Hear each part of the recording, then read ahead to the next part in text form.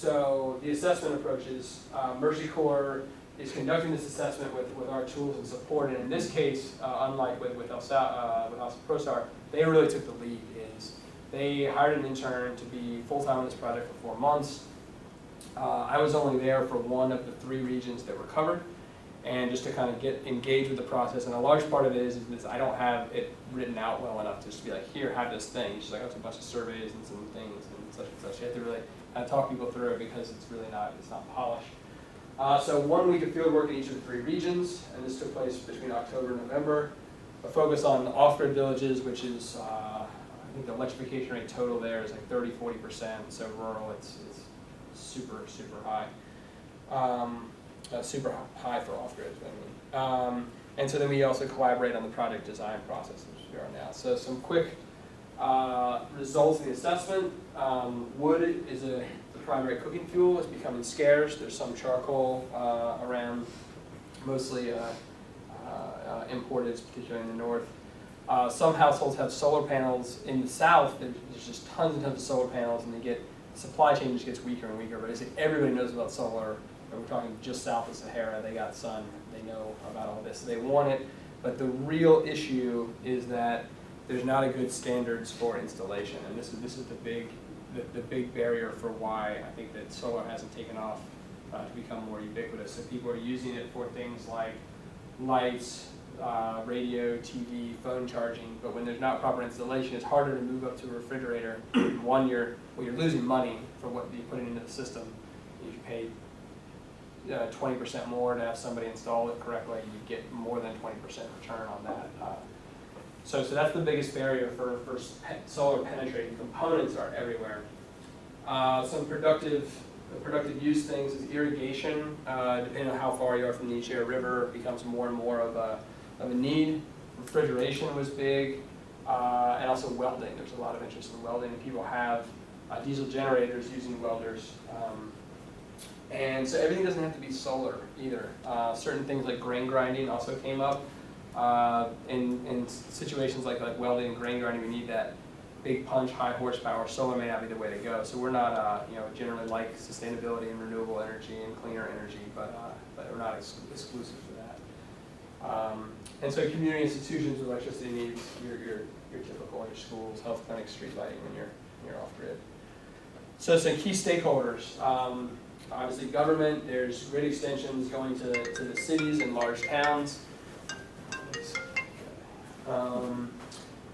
Private sector, there's tons of businesses with solar panels, but again, this installation and maintenance is the key barrier.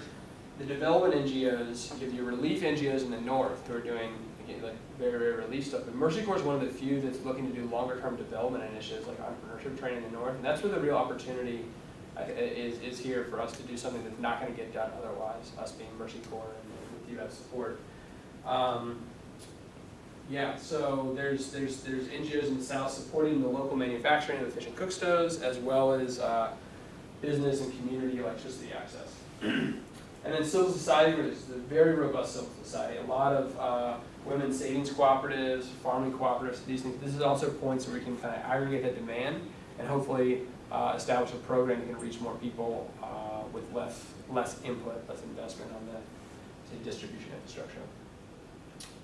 So quickly with some supply chain mapping, not going to go through this, but this is kind of some visualization we did with mapping out the supply chain.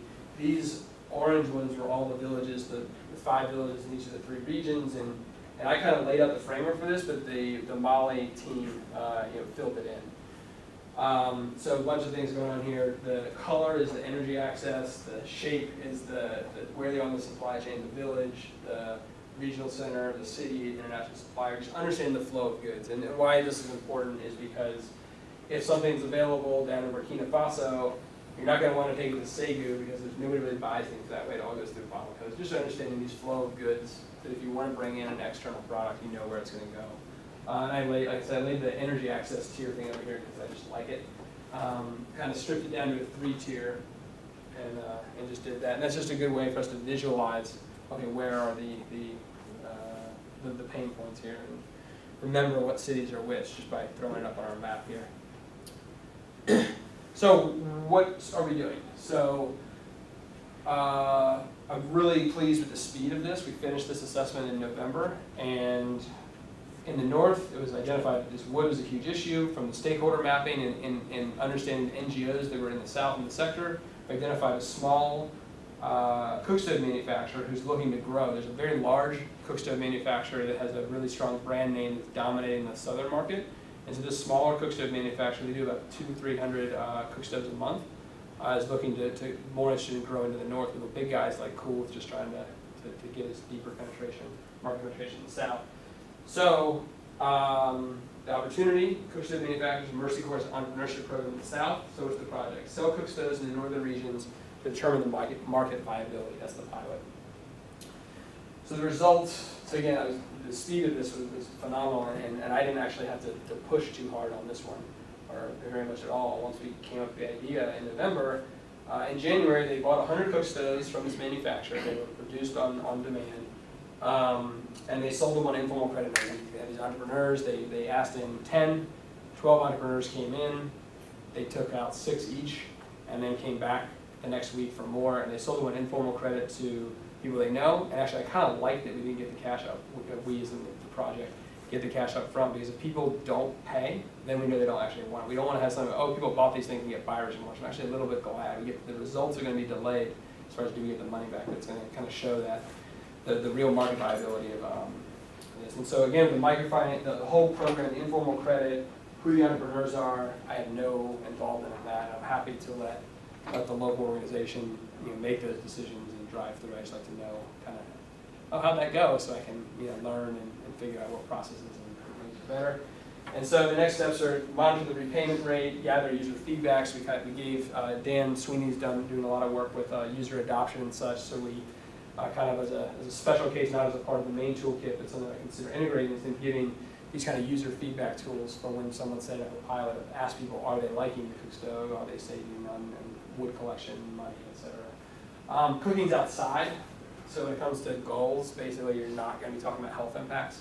It's indoor air quality. So really the goals here are save people time from collecting wood, avoid deforestation, etc. These are the real goals. And right now Mercy Corps is subsidizing the transportation costs, so they can sell them at what the real market price would be. Because the goal is not to continue to import from the south. The manufacturing facility is not big. We're talking like that big to set up some metal workers, and then they just bring in some welding tools. But they actually, even in the south, in the city, they don't even own welding tools. They just rent them and kind of they make all the cookstoves and spot weld the parts they need.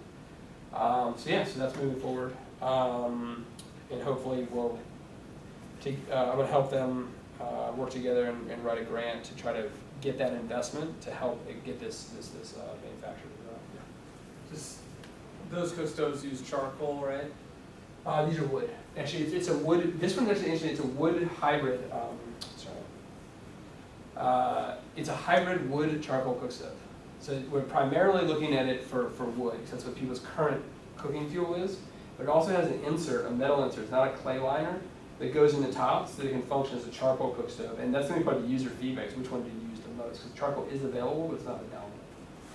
Okay, because I'm just wondering if one goal or hope is to reduce deforestation, if the charcoal itself is coming from forest wood, or is there I mean, the kind of short-term part is if people are using wood and they're gathering it locally and it uses half the wood, that's your deforestation benefit. And of course, we want to eventually move to something where there's no trees are at least sustainably being used. So, and so charcoal, you could go with the crop waste charcoal eventually, these kind of things. So yeah, that's all in the mix. The manufacturers in the south, the NGOs in the south, and the manufacturers in the south, there's green char being produced. So those are all on the table, but this was trying to hit the thing that's an easy one to penetrate.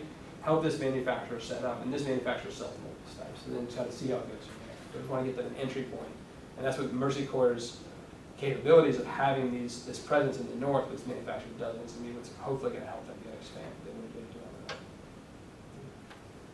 And, all right, so we're real quick electricity access stuff. So I told you what it's limited to. There's the irrigation, refrigeration needs. The opportunity is that the components for the solar systems are available. Mercy Corps has entrepreneurship and financing programs. They love doing financing stuff. That's all Mercy Corps, like globally, as well as in Mali. There's robust civil society organizations. So the project that we came up with is that basically to use financing to increase access to decentralized solar electricity. This could be for a civil society organization or a business, whether it's irrigation for farming, or for a community to organize. It was really interesting. People in the community would maintain water wells that were donated philanthropically. They would just fix them on their own. They would manage the maintenance and repair of grain grinders, welders, etc., on a very community basis. And these are a huge opportunity because of that culture for a locally managed community microgrid. So I've been talking with some of these guys at ULink about community managed microgrids. So next steps is this one requires enough investment that we can't really pilot it, so we're going to go straight to the looking for the grant stage because there's just too much capital investment for Mercy Port to pilot on it. They peeled off like $3,000 for another program on the Cookstown pilot. Yeah, so throw this slide up and open for questions. 10 minutes deep. People are welcome to stick around and argue a few minutes. I got plenty of time. But yeah, actually, let's thank Eric now. So.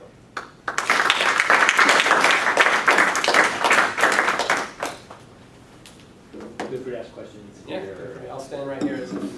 Before you leave, so we have 3 more weeks on energy access. I hope you can keep joining us. Don't forget to RSVP so we make sure we have enough food. And also, if you're interested in a leadership position for next year at E4Dev, please come and talk to us.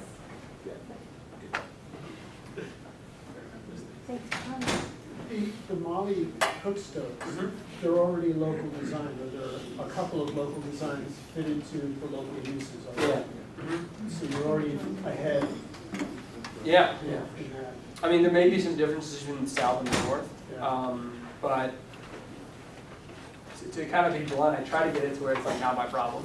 It's like if we're connecting the stakeholders that have the capabilities, then we're giving less and less decision making and input. It allows us to then go do another pilot and get people. It's kind of kickstarting what we're trying to do. Yeah.